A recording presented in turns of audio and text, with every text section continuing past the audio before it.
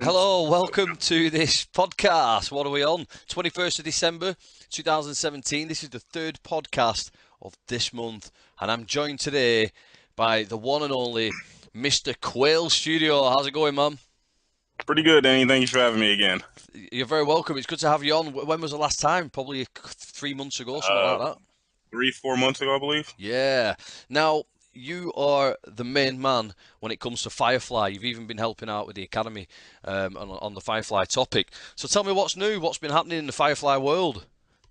I know Try has been working on a per pixel lighting update. That's really exciting. It currently has vertex lighting, which is really hard on software or really hard on like lower end computers when you start making more complex models. Like I know I have a building with I want to say 8,000 tries just because of the lighting. Which I mean, to me it isn't that bad, but I'm also just now getting into 3D modeling, so So the vertex lighting, just for the people that are listening, the vertex lighting, the lighting, I'm assuming it lights every vertice that's in the model. correct. Right, yeah, that's quite intensive. So do you know how the per pixel one works then? Does that take the image on the screen? Um, I think I think the way that Try was explaining it, it takes the material that you load onto there, and it reflects off of the material Right, nice, rather than the actual mesh. nice. So what else have you got for us in the Firefly world? What's been happening? I mean, when's this new update due out? Is it after Christmas, New Year? When's it going to be? I have no idea, honestly. Right. I think that Try is the only one. I believe that Try is working on the updates by himself, and Yeah, Kiss is working on like the tutorials. I know he's working on Blockcraft, which is a Minecraft kind of thing. yeah. Well, I can see trying the Clickteam chat, but he rarely speaks. I never know what he's doing. I never know what he's doing. I'll find out I one know, day. I know earlier today he was showing off the new world editor, which is Oh, pretty handy for people. what? After a year of using Firefly, I've got used to Blender and loading all my materials into Firefly from my Blender models that I have. So From Blender. yeah. In terms of world editors, what is the best option for people to use? I mean, I know that there's PK3 support in there, isn't there? Um, I believe so. Um, I personally use Blender and export my models as was it 3ds models. I know you can also use objects or OBJs. You can use FBX models, and there's a few more that I don't know off the top of my head. But I stick with 3ds and with object as my backup. Is it possible to create a level in Blender or 3ds Max, bake everything into one, and then import that as kind of like your backdrop or the scene that you're running around, and then have individual elements rather than having to export all the individual elements and then bring it all in? Yeah, I was actually gonna test that sometime soon to see like how it would affect Firefly, like if Well, or yeah, well, importing something that big yeah, well, will slow it I down or wanted to something. I But wanted to test it last year, not last year, the year before, um, because I knew it had PK3 support, which is a popular format from Quake 3, um, and then you've got all the renditions that came off that, like Soldier of Fortune. And what you used to do was you used to use the Quake 3 map editor, but it wasn't that direct one. I think it was called Gradient. It was called Gradient. And what used to happen was you used to develop in Gradient your level, and it was all constructed out of boxes, so you would create a cube, and then that would be, and then you could shape it. If you wanted a pillar, for example, like the old Roman pillars, you would create a box first, and then you would round it, yeah. Then you would slap a texture on it.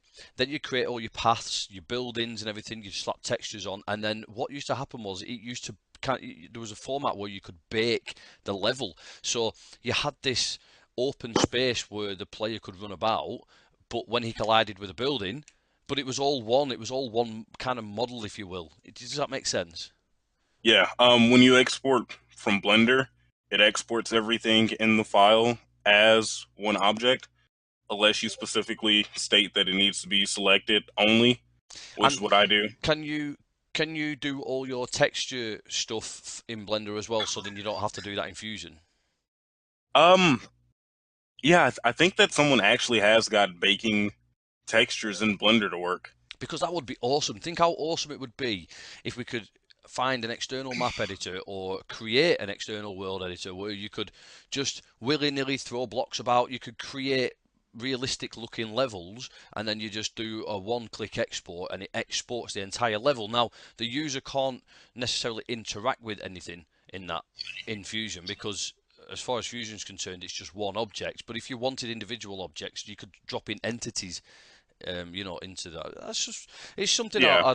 it's something I'll definitely mention to Ian, but I don't know what it's capable of at the minute. I do need to delve into it more myself. So what else have you got for me on the Firefly front? As far as updates since the last time we talked, I don't think there's been much stuff. I know that tries um the per pixel light, and he's done a couple things with that. There's the Firefly world editor, which he teased just today. I think he was actually using assets from one of the people in the ClickConverse. I don't remember their name off the top of my head, but if I remember correctly. Other than that, I don't think there's been much updates as far as like progress with it. Can we talk about some of the Um, elements? yeah. Two elements that you always need for sure are the engine and camera, obviously.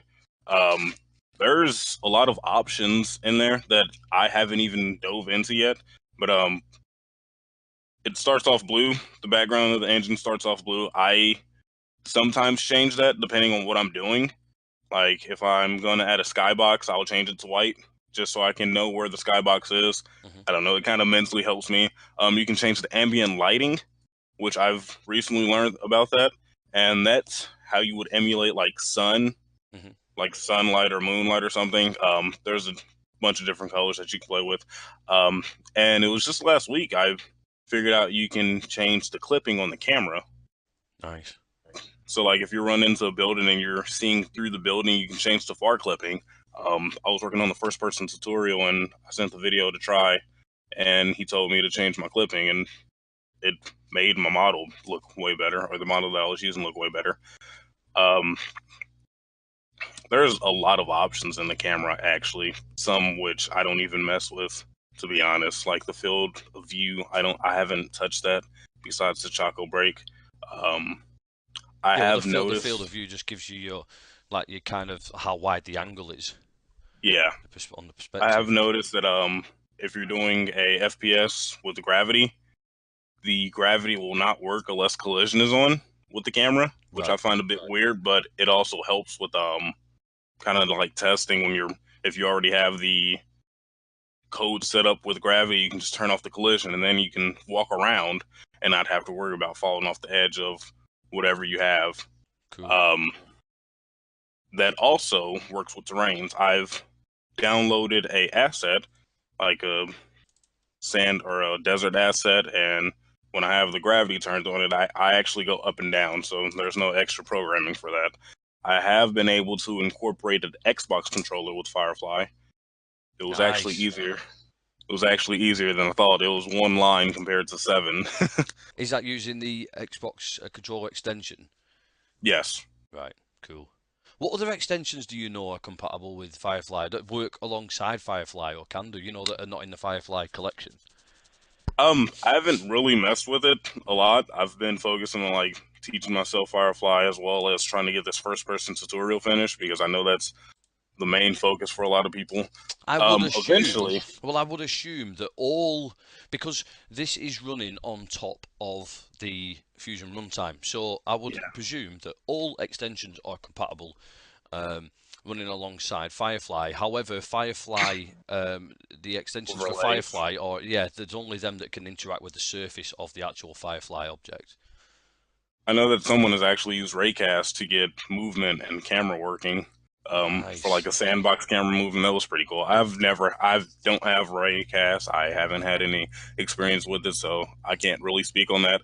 Um, I know that after I get this first person tutorial working, I'm gonna dive into Blue Wig or Lace Wig try to get that working to see if I can like make a little chat with Firefly, or if I can actually have two players on two different computers Yeah, playing that'd with be each pretty cool. I mean, even just something so basic and scrappy and thrown together, as long as you can just get that connectivity aspect to work, even just sending one message and it works, that is the best start you could probably get. yeah. I don't feel like Firefly is evolving as fast as it should do, and I'm not talking about trying the updates. I'm not talking about the engine itself. What I'm talking about is how many people are actually using it. Why do you think that is? Why do you think? Why do you think it's? I mean, I'm not. I'm not too sure on figures and numbers. I don't know how many copies have sold. I don't know how many people are in the Firefly forum because on the communities because I don't really go on that bit. But to me, it doesn't seem like too many people are shouting out about it right now. Or people. I mean, how long's it been out? A year, year and a half? It's two been out years. about a year. Yeah. So I mean, I haven't really seen anything apart from something that Try's put together or Chris has put together. Like work in progress or anything. Why do you think that is? Do you think people are just keeping it? Do you think people are still learning it, or do you think people are keeping stuff under wraps? People are learning it. I know Zetcom, he is doing uh that actually I wanted to say like a Doom style game, but I just remembered the conversation we had about that in Clickteam. It's like it's a pixelated game. It's using Firefly, and you can tell that it's using Firefly. It's not something you can do with just base Fusion. Yeah. He posts update videos, not really tutorials, but he kind of shows off what he's doing. He's actually making a level editor for his game. Um, Nice. Well, if you can send me the links after this to that, then I'll link it to this podcast so people can check that out. okay, yeah.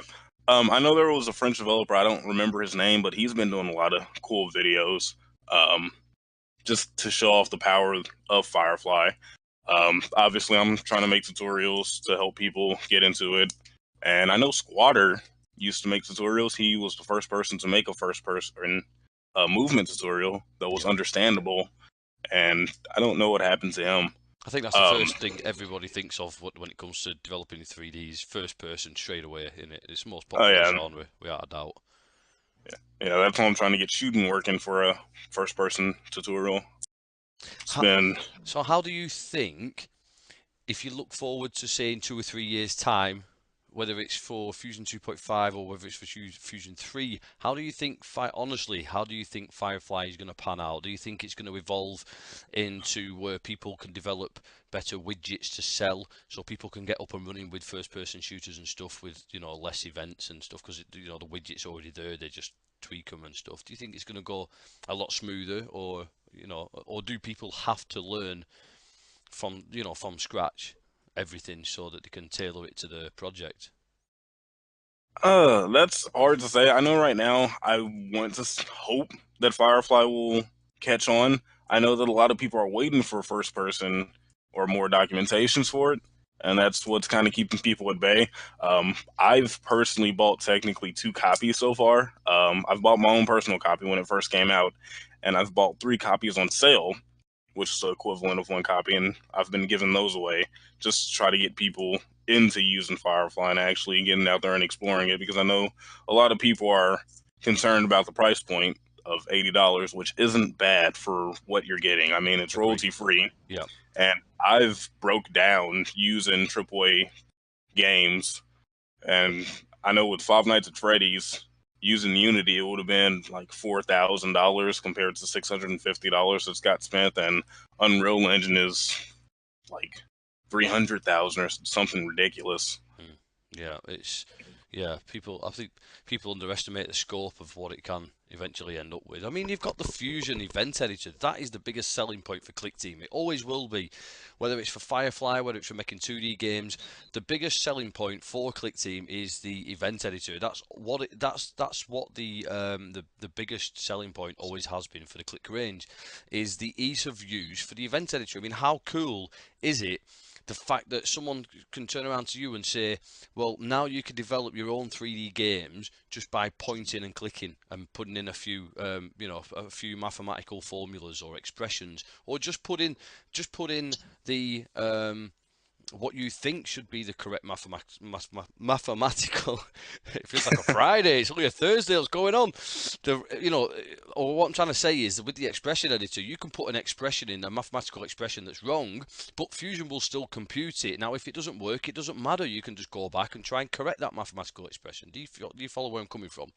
Yeah, also it has real time feedback, so you Yeah. don't have a syntax error. I remember when I made my stopwatch back in high school, just having a period or a semicolon in the wrong place and your application wouldn't even open, and it was torturous trying to find that small mess up. Yeah, no, this is what I'm saying. I mean, I've used programming environments before, and sometimes you can, like you said, you can have the wrong comma in the wrong place or the wrong indent, and everything goes haywire, and you've got 900 lines of code, and you're like, what the hell is this thing? And even when it picks it up sometimes in the debugger, you still, you can correct that, but then something else is wrong, and it's like, damn. But at least with Fusion and the expression editor, like you said, you're kind of assisted because it'll tell you what will work and what won't work, and it won't let you continue until you correct it.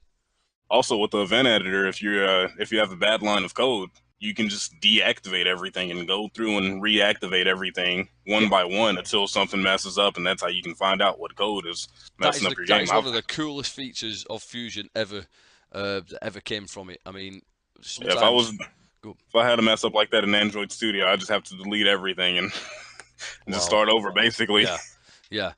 I mean, sometimes when I'm developing massive engines and something doesn't work, so I go right. It's probably this event. Just right click and deactivate event, and you're happy days. But then if you still want to keep that event, you can just reactivate it again. That's the simplicity of it, and that's the cool. It's a good selling point. It's a good selling point. And I've had to deal that with Firefly actually. I've had lines of code that conflicted with each other and just crashed the game. Yep. And I think it was like opening the door. I was trying to open the door, and I think the line of code that was checking the distance was interfering with like the animation line of code. Yep. Yeah. Yeah. Well, I just released a new video yesterday, which is available on YouTube and on the Academy. I don't know whether you've seen it or not, and it's a new It's a free tutorial video on how people can generate their own crash logs. I don't know whether you've seen that or not. Yeah, I haven't watched it yet, but I did see it. I did get the notification for that. Yeah, well, basically, what it entails, and you can use this in conjunction with Firefly as well. On your game, you can compile a real-time list of stuff that's happening in your game as it progresses. So if you've been working months on a game and you give it out to someone to test, let's say you give it to a bunch of testers, like 20, 25 testers, and then two or three people are coming back saying, well, it crashes at this point, or it crashes when I press spacebar because of this, and the tutorial video will show you how you can generate your own crash log before the crash even happens. And it's just a way of monitoring events, monitoring the user's computer, like what processes they've got running, what kind of graphics card they're running, and stuff like that. So when they submit a bug report to you about your game, you've got a little bit more information than just a screenshot or just a video. Oh, that's nice. I actually have a bug like that on my on Android version of Brotastic. It has something to do with the way that I have the ad coded. So I decided to just get rid of the ad and post it as the paid version, which I was going to do anyway. Just figure out the ad Well, coding later. well, what you could do is you could do the generating of a crash log inside your APK file, and then what Yeah. you could do is get the results back from that, and then what I would do is do a build and run from Fusion, but run I can't remember the name of it now. Uh, I can't remember the name of it. If you go to your Android tools, let me just have a look. Android SDK tools. Let me just check out the SDK manager. There's a tool in here which you can run alongside your Fusion Android projects, and it gives you a live feed from the actual device. So if something's going terribly wrong with your ads, you can get the actual. Let's see where it is in here. Could it be the AVD manager? The what is Yeah, it? Android virtual device. yeah, I can't remember the name of it. I just had a brain fart for some reason. Uh, yeah, it's something like that. I'll post a link below once I remember what it is. But yeah, it's something like that. It's not an AVD, I don't think. No, it's not. Okay. It's not the virtual device. It's called something else. I assume it'll be below anyway. But yeah, so it comes Yeah. with all Android tools, and every time I'm developing something for Android in Fusion and something's crashing the actual app, you can just hook this up and do a build and run, and it will give you a live feed from the phone, and it'll tell you exactly where the crash is happening.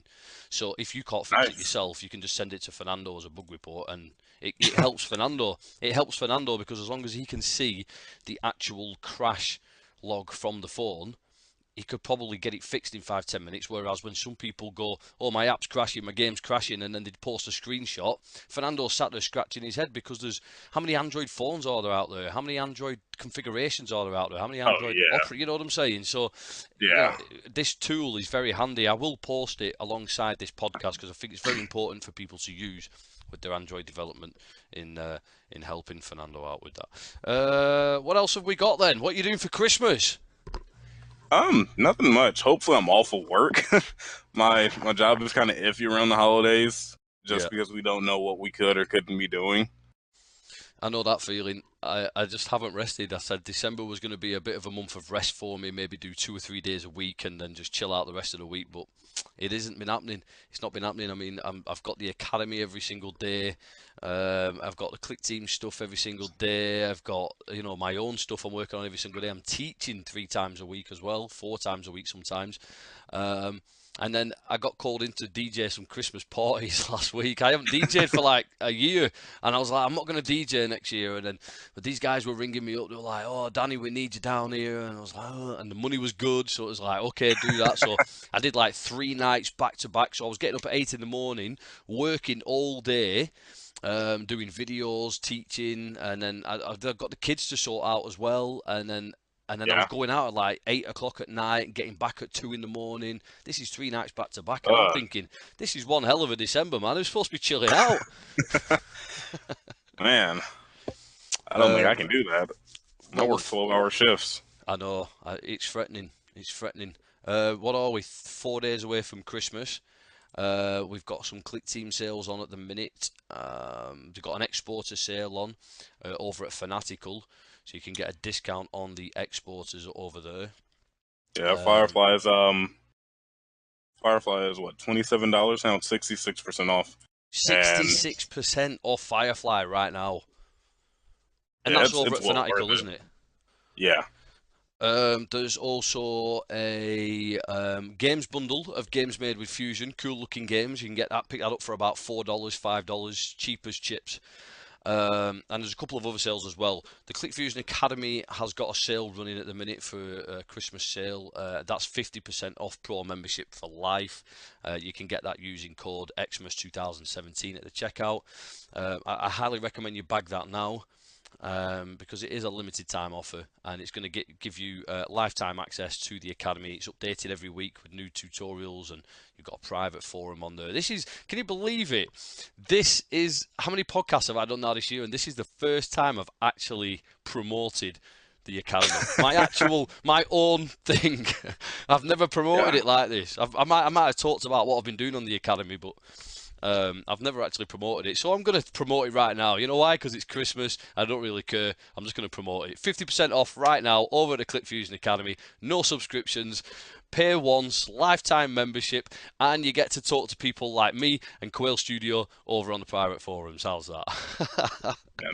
I know I had Avith post or add the image to my website, so anyone on my website can also just click on the image and head over to the academy too. Yeah, it's awesome, man. I've got loads of new stuff going on there, not only for the pro section, but for the free section as well. There's a new answer stack. Have you seen that? No, I've not. I haven't been on probably in a What week and a half. Well, what I want to do is I want to try and get away from the forum, the message forum kind of support. I want to create. Well, I've created a feature called the Answer Stack on the Academy, and basically it's like Stack Overflow. You know that kind of layout. Yeah. So people can search for. If they've got a problem with a platform game, they can search in there and it'll bring up all the questions that people have asked previously, and then they can see all the answers as well. So hopefully, people will be able to get answers quicker for the problems. Obviously, there's a Firefly section in there as well. But Yeah. not many people are aware of the answer stack, so I need to promote it a little bit more because I really want people to use it. Free members can use it as well. Pro members can use it. There's all sorts in there. Check it out, ClickFusion Academy, clickfusion.academy. That is the URL. That is the first time I've ever promoted the academy like that on one of my podcasts. But hell, they're my podcasts, and I'm going to promote it. I'm promoting FireFly as well because that's on sale, 66% down on your sale this week. What is it, $27? Yeah, it's about $27. I picked up a copy for a giveaway. Chicken feed. You can create the next best PC 3D game with Fusion 2.5 for absolute chicken feed. I'll post a link below this podcast so you can check that out. But it's been very nice talking to you, man. It's been really good. It's been nice talking to you again too, Danny. What are you doing for New Year? Are you going out New Year? No, I'm not going out. I potentially have to work the day after New Year's. Really? Yeah. Nah, call in sick. Call in sick. Hopefully they're not listening to this podcast, but you can call in sick. I'll authorize it. Yeah, it's been good talking to you, man. Listen, I hope you have a good Christmas and a good New You too, Year. Danny. Next year is going to be the bomb when it comes to game development and Clickteam Fusion. It's going to be absolutely massive, so stay tuned for that. So thanks for tuning in. I'll catch you on the next podcast. Hope you all have a good Christmas and a good New Year, and I'll see you in 2018.